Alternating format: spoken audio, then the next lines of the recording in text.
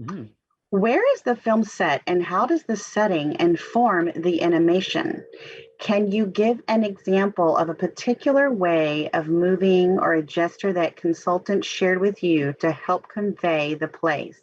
Example, pointing with their lips. So where is the place? And so the place is set in Colombia. The movie sets it's set in Colombia, and we worked with multiple consultants to tell us, what to give us like an insight of like on the Colombia culture and the Colombia history and the personal relationships between people.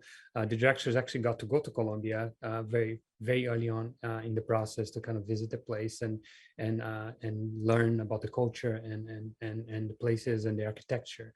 So they came back with like a ton of ideas about what they wanted the movie to be like. Um, for us in animation, as we're working with of our consultants, the main focus for us was to be really understand like what should we be animating that would transport you into that part of the world. So there were like gestures that people do in Colombia that are very specific. We learned that when people in Colombia, when they point at something, they sometimes point with their lip like this. So when you see Mirabel doing that kind of gesture, it is very much a Colombian thing that they do over there, and we incorporated that into the film. And yeah, I mean, our main job as animators is really to act through our characters, but also, since the movie takes place in Colombia, we wanted to make sure it was very specific and that we were doing justice to to our characters and make sure they felt like they belong in that part of the world. So hopefully, when you watch the movie, you get transported to Colombia. So, Hey, Kira, who are the mother gods and what makes them special? Generally speaking, describe why it was important to help differentiate these characters and how the animation team helped achieve that. Well, who are the Madrigals? Madrigals are an extraordinary family. It all starts kind of with the matriarch Abuela, and through tragedy, uh, she and her family were given this gift. They were given this miracle, and so now each of the family members, when they turn 5 years old, they get given a literal magical gift. And so each of these family members have this special power that is everybody except for Mirabel, who mysteriously did not receive a special gift.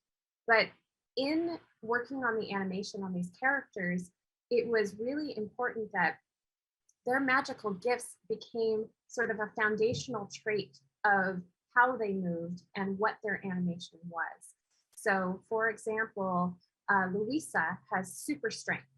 And so we wanted to be sure that in her movement, she has very strong lines of action in all of the poses, that she feels very grounded and so you can really feel that strong sturdiness, like she's not going to be tipped over or knocked over. And we studied a lot of athletes, especially there were some Olympians and female shot putters that have really amazing physiques, and just kind of watching how somebody with that kind of strength moves about and does normal tasks. And so that was really a big inspiration for every movement that Luisa did. Similarly, with like Isabella, who is the golden child, and she is considered perfect in every way, we wanted her to be effortlessly graceful in every movement. So you will see very flowing lines of action in her poses. And when she walks, it's almost like she kind of floats across the screen. And in talking to our cultural consultants, we discovered that beauty pageants are actually a part of Colombian culture. And so there are some very practiced walks and waves that those ladies do. And so we thought, well, that would be a really good pairing for Isabella, because if there was anybody that was going to walk perfectly and wave perfectly, it would be her. So everything with her is very flowy and graceful. Beautiful.